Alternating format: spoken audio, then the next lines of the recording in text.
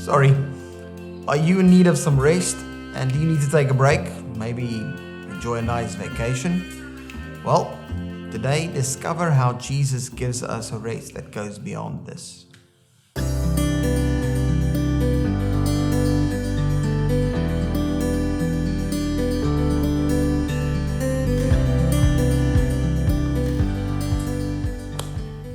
Hi, and welcome to week 5 of our series called Not Do But Done.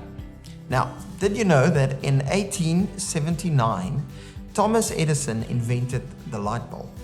And the reason why this is so important for us to know today is because of this one big stat that we can look at. The stat goes as follows. Before the invention of the light bulb, the average amount of sleep that an adult took per day was around 10 hours. That has now dropped to just over 6 hours per day. That's quite the plummet.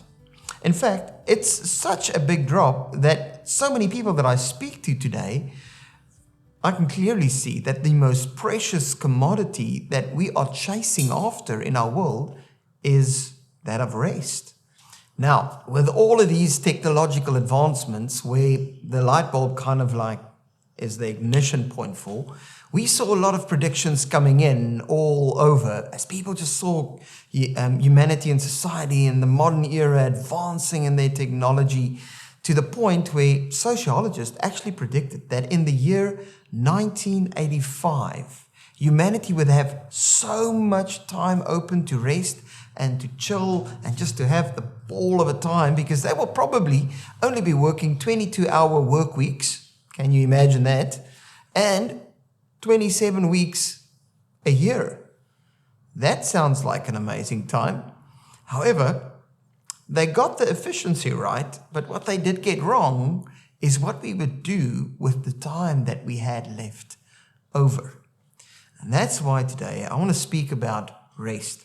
Because there is something missing when it comes to our rest. And to do that, I want us to look at two things. I want us to see how Jesus redefines rest, and then also how he helps us to receive this rest.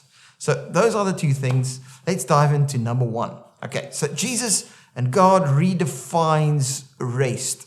When you look at the Bible's picture of rest, the first time we read about it is in the book of Genesis. It says the following. It says that after God created, on the 7th day, he rested.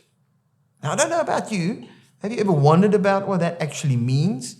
What's interesting is one thing that it cannot mean is that God was tired and he needed to take a break. Maybe you don't know our God, but let me just read something about him to you guys. It's in Isaiah. It says the following. Have you not known? Have you not heard? The everlasting God, the Lord, the creator of the ends of the earth, neither faints nor is weary. You see, God don't need to take a break. He is the source of all energy. Out of him flows everything. So clearly here, when we're talking about entering rest, we're not specifically talking about inactivity. We actually are talking about, and here's where Jesus comes to reveal it to us. We're talking about being unburdened. When we're entering rest, it means we're no longer burdened. We are unburdened. We are lighter. Jesus puts it like this in Matthew 11 when he speaks to us. He says, "Come to me, all you who are weary and burdened, and I will give you rest. Take my yoke upon you and learn from me, for I am gentle and humble in heart, and you will find rest for your souls. For my yoke is easy and my burden is light." And there you have it. When it comes to the kind of rest that the Bible speaks of, that he invites us into, it's a rest of an unburdened soul, a person that's no longer carrying a burden that's not theirs. And what's so beautiful about this is Jesus using the example of a yoke. that we're getting yoked up with him. Now, I don't know about you, but I grew up in the city, so I've long time forgotten how this yoking business vibe thing works. But a yoke is basically something a farmer would use to yoke up his oxen to plow the land. And you usually would have a yoke to combine two oxen. You can do a single yoke as well, but you can mostly have a yoke for two oxen that you would yoke up, and then they would both pull this plow through your land and open up the potential of your beautiful land that you have there, that you're staying on in this beautiful farm. Now, what Jesus is saying is if you come to him, his yoke is easy and his burden is light. What does that mean? Well, it means Jesus say you can yoke up with him, or you can yoke up with anything else in this world. To see your land produce a great crop, to see your life flourish, to see things in your world work beautifully and amazing. And he says, if you come to me, I will give you rest. Basically, I want you to imagine for a moment. Imagine you would yoke yourself up with another oxen, a big, powerful thing in your life. I mean, you're not going to go very far. Imagine that oxen just have its way and it's like, I want to go this way. You're not going to say anything to that oxen if you're yoked up. You're going to get you dragged through the mud and maybe break some bones. That's the reality of being yoked up with something far more powerful than you. But then there's also another reality that you're yoked up with something far less powerful than you, like being yoked up with a little Jack Russell. And then I mean, yes, you're going to be plowing and life is going to be hard. You're going to be working hard because everything is going to rely on you. Now, maybe you can identify with this. Maybe you've been yoking up with some stuff that's just not good for you. That's like that big oxen. It's overpowering you. It is taking control of your life. It's overwhelming you. Maybe you've not yoked up with something like that. Maybe you've been wise and smart in your own eyes and you've decided, well, maybe I should yoke up with something that I can control. And it's been burdening me to the point of total exhaustion. And I can't do this anymore. I'm just tired. I'm depleted.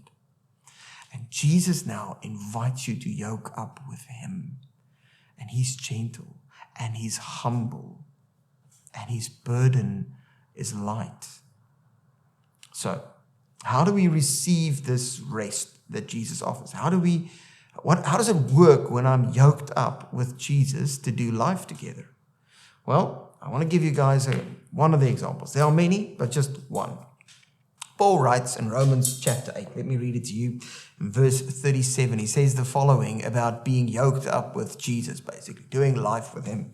He says, in all of these things, everything that we try to work through, all the battles that we need to fight in life, all the challenges that we're waiting and that we're raging war against, he says, in all of these things, we are more than conquerors through him. That's Jesus who loved us. So Paul is telling us one of the ways, if we yoke up with Jesus, if we take his yoke upon us and his light burden, we become people that are more than conquerors in this world. What does that mean? What does the implication of that actually mean? Well, maybe to kind of like unpack this a little bit. In this world, we kind of have two categories. I don't know if you've noted, from the moment that you were born and you went to school, you quickly became aware of these two realities. The one is the losers, and the other one is the winners.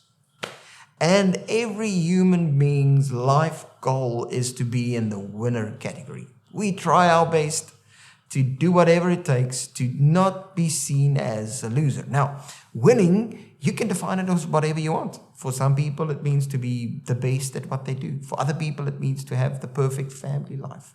For some people, it means to be perfectly healthy always and to never miss out on that. That is winning. And if I just don't get there, it means I'm busy losing. And our whole life's mission is about working hard, running the human race really well so that we will win. That's kind of the plan. Now, the problem with winning is that it only lasts this little bit. If you win, your feeling of winning and being a winner lasts only this long. Because what if someone else comes? Or what if I don't continue to perform? What if I don't stay the best and the top? What happens then? Well, what happens is I become a loser. Now, what's mind-blowing about what God is saying here, and Paul is opening up the door, he says, well, if you are yoked up with Jesus, there's one big thing that you need to know. You're more than a winner. You didn't just conquer, you're actually more than that.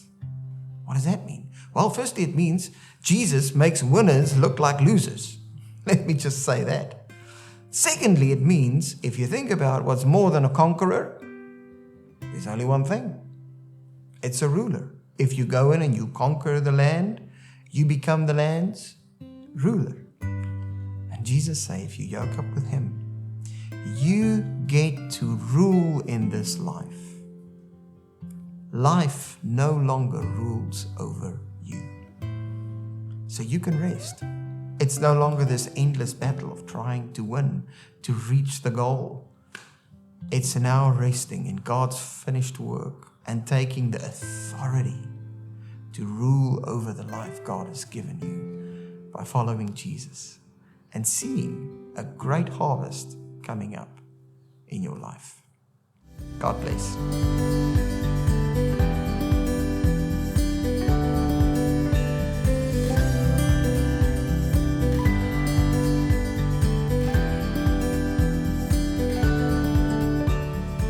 If this content was at all helpful to you, I'm so glad, and I would like to ask you to do me a big favor.